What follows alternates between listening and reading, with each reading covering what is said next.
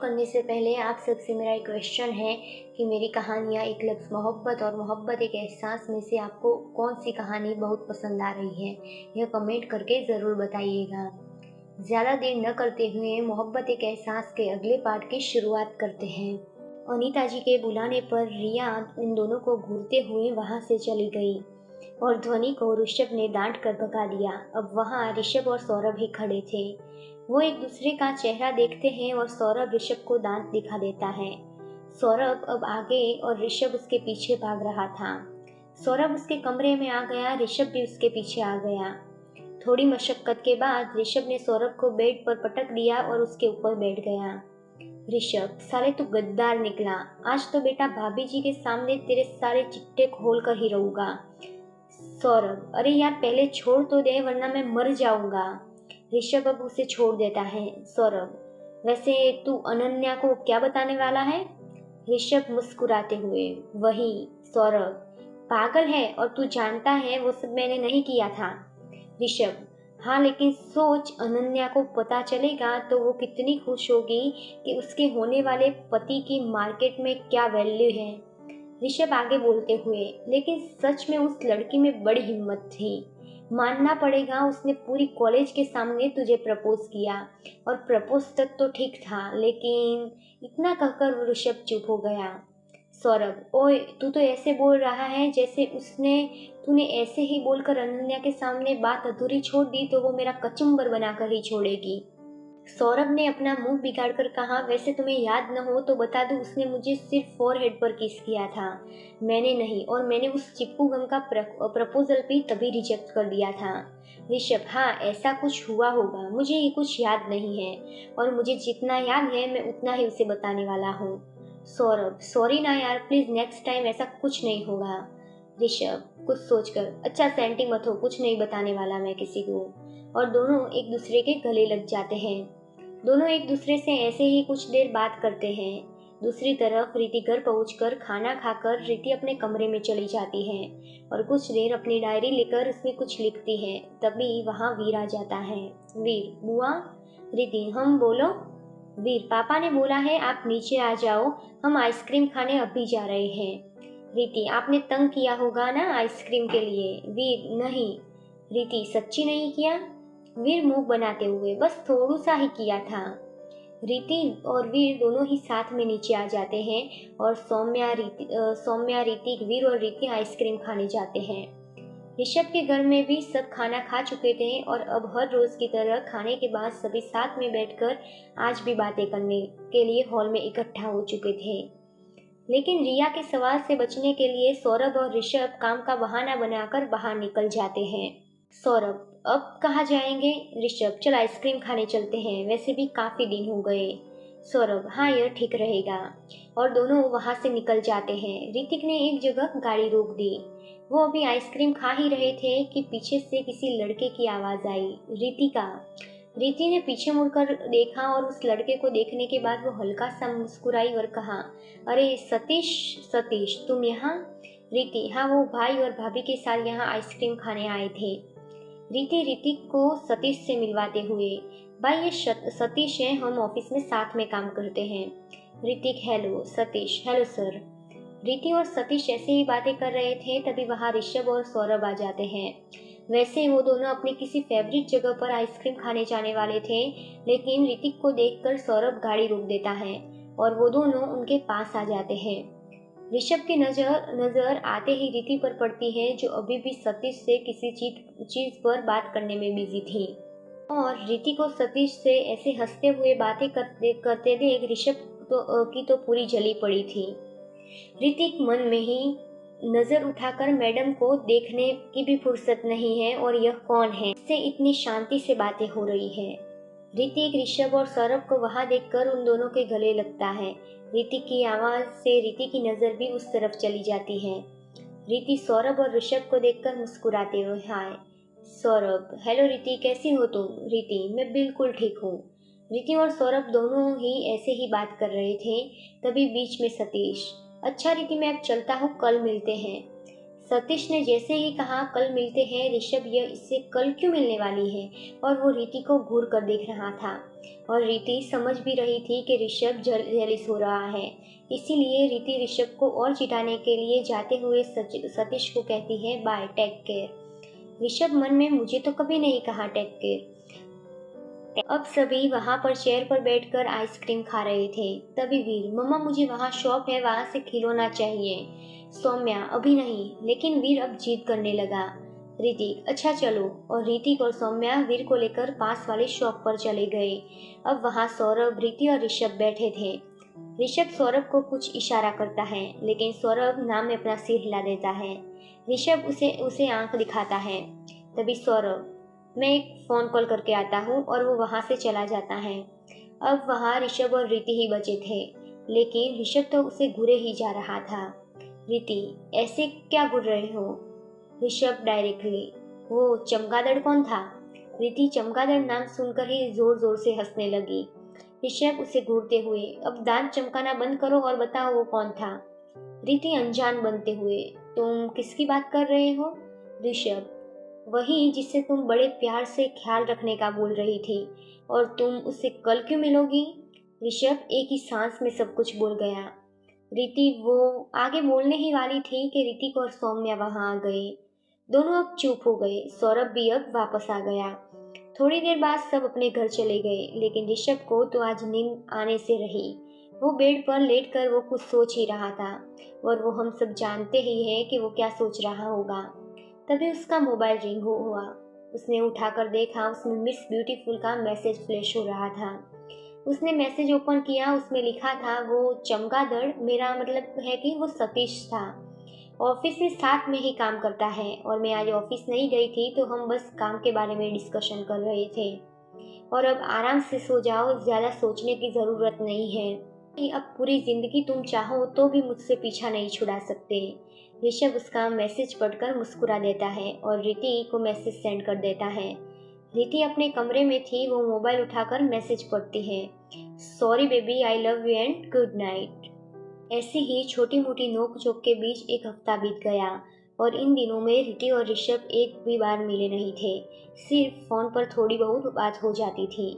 आज सुबह होते ही ध्वनि ने सबसे पहले ऋषभ से कहा, भाई कल मेरी फ्रेंड की बर्थडे पार्टी है और मुझे उसके लिए गिफ्ट लेने जाना है, आप चलोगे ना मेरे साथ? ऋषभ, मुझे और सौरभ को भी ऑफिस जाना है, इसलिए मैं अभी तो तुम्हारे साथ नहीं चल सकता। ध्वनि, तो मैं क्या करूं? ऋषभ, तू अपने किसी दोस्त के साथ चली जाना। ध्वनि कुछ सोचती है और फिर कहती है, ठीक है। ऋषभ और सौरभ जाकर गाड़ी में बैठ गए। सौरभ, आज भाई ने क्यों ऑफिस में बुलाया है?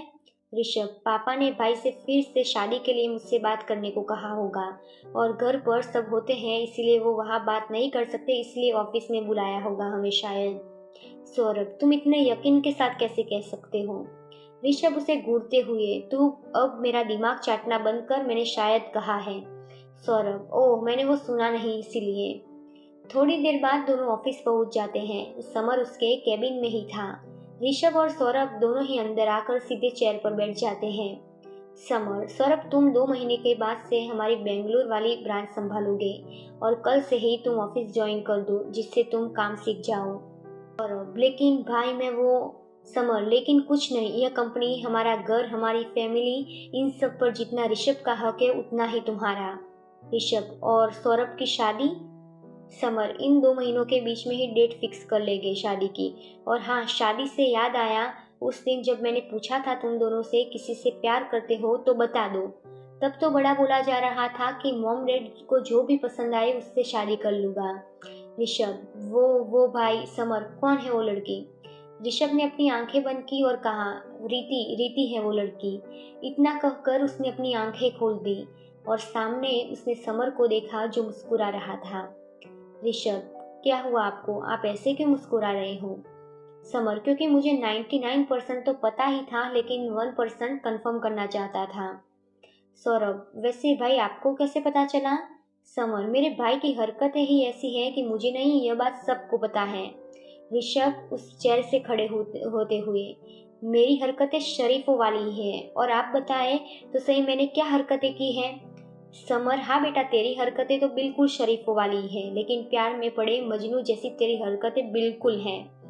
सौरभ ये सुनकर जोर जोर से हंसने लगा। ऋषभ उसे घूरते हुए समर से, वैसे मैंने अभी तक ऐसा कुछ भी नहीं किया। समर, हाँ हाँ बिल्कुल, जिस लड़के ने आज तक अपने परिवार के सिवाय किसी और की केयर नहीं की, वो एक लड़की के बेहोश होने पर पागल हो गया था। और जो लड़का ऑफिस आने के नाम से ही जिसे चिढ़ मच जाती थी, वो लड़का पिछले 1 महीने से सिर्फ ऑफिस आने के बहाने ढूंढता है। और अब बता, तुझे और कुछ सुनना है? ऋषभ, नहीं भाई, लेकिन वो बहुत अच्छी है। ऋषभ अपनी ही धुन में बोले जा रहा था। समर बीच में ही, मॉम डैड को रीति पसंद है, लेकिन ऋषभ तो अपनी ही धुन में था। अचानक उसे ख्याल आया कि समर ने अभी अभी क्या कहा। ऋषभ ने पहले समर की तरफ देखा और कहा, अभी अभी आपने क्या कहा? समर, यही कि मॉम डैड को रीति पसंद है। ऋषभ आश्चर्य से सौरभ की तरफ देखा और सौरभ ने भी हाँ में सिर हिला दिया। ऋषभ खुशी से उछलते हुए समर के गले लगता है और कहता है, थैंक यू सो मच भाई। ऋषभ फिर कुछ सोचकर, ऋतिक भाई और अंकल आंटी से आप बात करोगे ना, क्योंकि ऋतिक कैसे कहेगी उनसे वो। समर बीच में ही उसकी बात काटकर, मैं और पापा बात कर लेंगे। ऋषभ, आप वर्ल्ड के बेस्ट भाई हो। सौरभ, अब यह मेल मिलाप खत्म करो। समर, तुम दोनों बैठो, मैं एक मीटिंग अटेंड करने जा रहा हूँ। ऋषभ भाई, किसी को 2 कप कॉफी का बोल देना प्लीज। समर, अच्छा ठीक है। और वो वहां से बाहर निकलकर उसके सेक्रेटरी को 2 कप कॉफी उसके कैबिन में भिजवाने को कहता है। वो आगे जाता है और कुछ सोचकर पीछे मुड़कर, रीतिका, रीति, हाँ भैया, सॉरी सर। समर मुस्कुराकर, मैंने जो फाइल तुम्हें रेडी करने के लिए दी थी, उसे मेरे कैबिन में रख दो। रीति, ठीक है। समर वहां से चला जाता है और रीति फाइल उठाकर समर के कैबिन की तरफ बढ़ जाती है। तभी बीच में समर का मैनेजर रीति को रोकते हुए, रीतिका, रीति जी। मैनेजर, तुम सर के कैबिन में जा रही हो तो प्लीज ये कॉफी ले जाओ ना, मुझे अभी सर के साथ मीटिंग में पहुंचना है। रीति, ठीक है, आप मुझे दे दो। रीति ने फाइल फिर से अपनी डेस्क पर रख दी और वो दोनों कप लेकर कैबिन की तरफ चली गई। उसने दोनों कॉफी के कप संभालते हुए अपने पैरों से गेट को हल्के से धक्का दिया। ऋषभ चेयर पर बैठा हुआ था और सौरभ काउच पर बैठा हुआ था। सौरभ ने जैसे ही रीति को देखा, उसने सोचा, बेटा तू उस दिन मुझे बड़ी धमकियां दे रहा था ना, आज देखता हूँ तुझे इस जंगली बिल्ली से कौन बचाता है। सौरभ, ऋषभ पापा तेरे बारे में कितना सोचते हैं और तूने ही उस दिन उनसे ऐसे बात कर दी। रीति उन दोनों की बातें सुनकर वहीं रुक गई। ऋषभ, हाँ यार, मैंने ही उस दिन ओवर रिएक्ट कर दिया था। सौरभ, वैसे शादी कब कर रहा है? ऋषभ, शादी तो 1 साल बाद देखेंगे जब मैं दिल्ली से वापस आ जाऊंगा, लेकिन हाँ, एंगेजमेंट अभी कर सकते हैं। रीति को यह सब सुनकर ऐसा लग रहा था कि ऋषभ नीति के बारे में बात कर रहा है। फिर वो अपने आप को समझाती है, ऐसा कुछ भी नहीं है रीति, तू रिलैक्स रहे। सौरभ, वैसे तू जानता है वो मेरे सगाई के दिन जब तुम दोनों साथ में खड़े थे और वो जो पिक्चर मैंने तुम्हें दिखाई थी ना, वो मुझे अनन्या ने भेजी थी। ऋषभ, हाँ वो पिक्चर बेस्ट थी। अब अनन्या ने वो तस्वीर भेजी और साथ में खड़े होना, इन सबसे रीति को यही लगा कि वो नीति के बारे में ही बात कर रहे हैं। सौरभ मन में, यार ये तो भूखी शेरनी लग रही है। ऋषभ बेटा, अब तो तू गया। सौरभ अब रीति की तरफ घूमकर, अरे रीति, तुम कब आई यहाँ? रीति अंदर आते हुए, वो मैं कॉफी। सौरभ, हाँ थैंक यू। रीति ने सौरभ को कॉफी दी और उसने ऋषभ के सामने एक बार भी नहीं देखा और दूसरा कप टेबल पर रख दिया। रीति की आंखें भी लाल हो रही थी। उसे देखकर ऐसा लग रहा था कि उसने अपने आंसू मुश्किल से कंट्रोल किए हुए हैं। रीति कॉफी रखकर वहां से जाने के लिए मुड़ी। ऋषभ को उसे देखकर ऐसा लग रहा था कि जैसे कुछ हुआ है। ऋषभ, रीति कुछ हुआ है? रीति ने पीछे से ही अपना सिर हिला दिया। ऋषभ, वैसे मुझे तुम्हें कुछ बताना है। रीति, वो मुझे कुछ काम है, इतना कहकर वो वहां से चली गई। ऋषभ, उससे क्या हुआ है? आज से पहले तो उसने ऐसे कभी बिहेव नहीं किया। सौरभ मन में, मुझे तो लगा था कि ये शेरनी बन जाएगी, लेकिन यहाँ तो बात उल्टी ही जा रही है। सौरभ, मैं एक बात कहूँ, लेकिन प्रॉमिस करके मुझे तू पीटेगा नहीं। ऋषभ, तूने कुछ किया है ना? सौरभ, यार मैंने कुछ नहीं किया, लेकिन हम जो भी बात कर रहे थे वो उसने सुन ली। ऋषभ, हाँ तो उसमें हमने गलत क्या बोला? सौरभ, वो उसे लगा कि तुम नीति के बारे में बात कर रहे हो। ऋषभ, अरे यार, फिर कुछ सोच कर, लेकिन तुझे कैसे पता कि रीति इसी बात से नाराज है? सौरभ, वो मैंने उसे देखकर ही बात शुरू की थी। मुझे लगा कि वो सिर्फ गुस्सा होगी, लेकिन मैंने कुछ भी झूठ नहीं बोला। मैं तो तुम दोनों की ही बात कर रहा था। ऋषभ, हाँ तो इंटेंशन तो वही था ना? सौरभ, सॉरी यार, मुझे नहीं पता था कि वो। तुम एक काम करो, तुम जाओ और उसे सब बताओ तो सही। ऋषभ, मैं कोई उसे सफाई नहीं देने वाला हूँ। गलती मेरी तो बिल्कुल भी नहीं है और गलत उसने मुझे समझा है, तो मैडम को उसकी सजा भी मिलनी चाहिए। सौरभ, तू क्या करने वाला है? ऋषभ उसे देखकर मुस्कुरा देता है। आज के पार्ट में बस इतना ही। आगे कहानी में क्या होगा, ये जानने के लिए सुनते रहिए मोहब्बत एक एहसास, मेरे यानी कि साकिरा के साथ। शुक्रिया।